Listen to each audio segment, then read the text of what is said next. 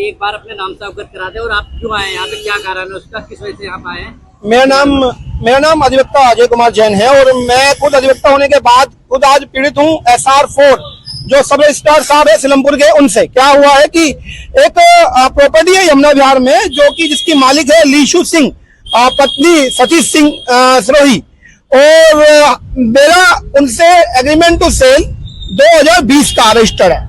और इसके लिए कई बार, क्योंकि उस समय पैंडेमिक था और बहुत सारे क्राइसिस देश में चल रहे थे, तो उसमें लेट होने पर इतना ज्यादा लेट हो गया कि उस प्रॉपर्टी की कीमत और जिस समय लिया गया उससे काफी ज्यादा बढ़ गई।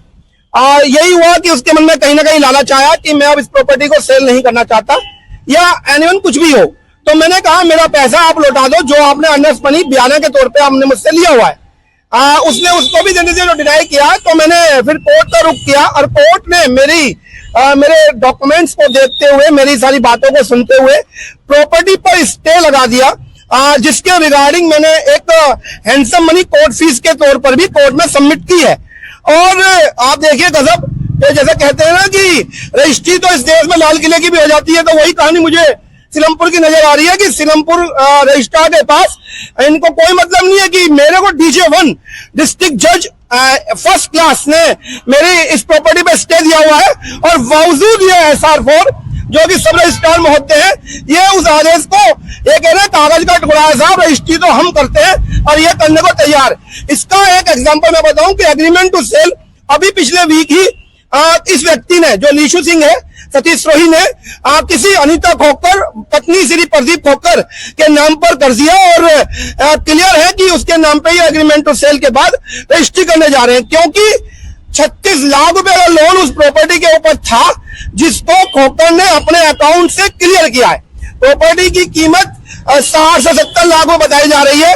मेरे जैसे न जाने कितने भाई हैं जो इस प्रॉपर्टी पर बयाना दे चुके हैं इस व्यक्ति को और लगातार पीड़ित हैं। मैं अब से नहीं, इस केस को तो लड़ ही रहा हूं और इतनी मोटी फाइल शिकायतें कर करके थक गया हूं, लेकिन इसके रजिस्ट्रार को यह समझ में नहीं आ रहा है कि साहब की ये रजिस्ट्री बिल्कुल गैर कानूनी है और कर भी दोगे तो उसके बाद भी कोर्ट के द्वारा ये रजिस्ट्री नॉन वैलिड कैंसिल हो जाएगी। लेकिन मैं अभी SDM साहब के पास, सभी आप पत्रकार साथी मेरा साथ दे रहे हैं, आप पहुंचे। अब मुझे नहीं पता कि सर यहाँ पे होगा क्या और किस तरीके से रजिस्ट्री को मैं रोकूं, क्योंकि ये तो अपने आप में इनहेरिट पावर के साथ ये बैठे हैं कि मेरी अपनी खुद की पावर है और मैं रजिस्ट्री कर सकता हूँ। प्रकरण में आपने कोई ज्ञापन भी सौंपा है? सर ज्ञापन अभी देके आया हूँ। ज्ञापन के तो नाम पे इतने ज्ञापन देखिए, मेरी ये इतनी मोटी शिकायत है, 4A 4B 4C 4D 4E 6A 6B 6C 6D, इतने सारे फ्लैग जो लगाए ना, ये सब ज्ञापन को है। और ज्ञापन के बाद मैं आपको बताऊं कि 8 नंबर पे आप देखें कि मेरा नाम आ रहा है, ये इनके रिकॉर्ड में मेरा नाम आ रहा है, अजय कुमार जैन, महेंद्र कुमार जैन, और लिखा आ रहा है कोर्ट केस। मेरा फोन नंबर भी है, लेकिन उन्होंने ना तो कोई मैसेज किया ना कोई मुझसे बात करने की कोशिश करी, क्योंकि इनहेरिट पावर इनके पास, ये रजिस्ट्री कर सकते हैं सब। तो अब इसमें एडीएम साहब से आपने मुलाकात की, उन्होंने किस प्रकार का आश्वासन दिया? मुंह से आश्वासन देने के बाद हो क्या जाएगा? मैंने कहा इतने सारे रजिस्ट्री हो रहे, इतने सारे ज्ञापन देने के बाद भी ये रजिस्ट्री कर रहे हैं ना, मैं तो ये समझ नहीं पा रहा हूँ। अब तो जनता डोमेन, जो पब्लिक डोमेन में आने का मतलब, पब्लिक मीडिया से बात करने का मतलब यही तो है कि इनको कम से कम इनको समझ में तो है कि भैया तुम सीधे सीधे अनियमितता कर रहे हो, सीधे तौर पर यहाँ कानून का उल्लंघन हो रहा है, तो उसके बाद करूँ क्या? मीडिया के माध्यम से क्या कहना चाहते हैं? मीडिया के माध्यम से कहना चाहता हूँ, मेरी बात इनको, इन बहरों को समझ में आ जाए, ये अपनी पावर दिखा रहे हैं। मैं भी खुद अधिवक्ता हूँ, ऑफिस ऑफ द कोर्ट मैं भी हूँ, और मेरे साथ भी बाल खड़ी है, और यदि बाहर के लोग, मैं अपने बारों को उनको कहूंगा मेरे साथ ही आदमी ऐसा कर रहा है, तो और हम जनता के साथ क्या करता होगा? मैं आपको बताऊं, मैं राष्ट्रीय विधिक सर्वेक्षण आयोग में दिल्ली स्टेट इंचार्ज हूँ। मेरे यहाँ जन सुनवाई होती है, मेरे कार्यालय में बैठकर लोग अपनी सुनवाई करवाने के लिए मुझसे आते हैं, मैं उनकी सुनवाई करके उनके ऊपर संज्ञान लेता हूँ। ये मेरी सुन रहा।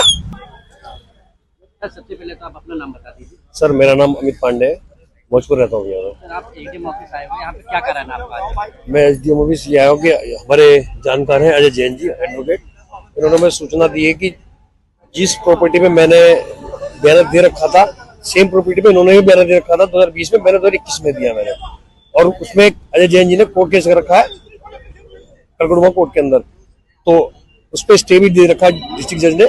उसके बाद भी आज उसकी रजिस्ट्री कोई और दूसरा आदमी कर रहा है और ले रहा है, तो ये सीधे से भ्रष्टाचार एक तरीके का और गलत है। जब डिस्ट्रिक्ट जज ने स्टे दे रखा है किसी प्रॉपर्टी पे, तो आप रजिस्ट्री नहीं करा सकते हैं। तो सभी को पता है, कानून में लिखा हुआ है इस तरीके से।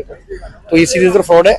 दोनों, जो ले रहा है वो भी फ्रॉड कर रहा है और जो दे रहा है वो तो फ्रॉड कर ही रहा है, वो तो फ्रॉड है ही। वो तो सर, मीडिया के माध्यम से आप क्या चाहते हैं? मैं ये कहना चाहूंगा कि अगर अधिकारियों को समझना चाहिए कि अगर किसी प्रॉपर्टी में कोई विवाद है तो कम से कम उस विवाद को जब तक खत्म ना हो तो भ्रष्टाचार की भेंट चढ़ के कोई चीज नहीं करनी चाहिए।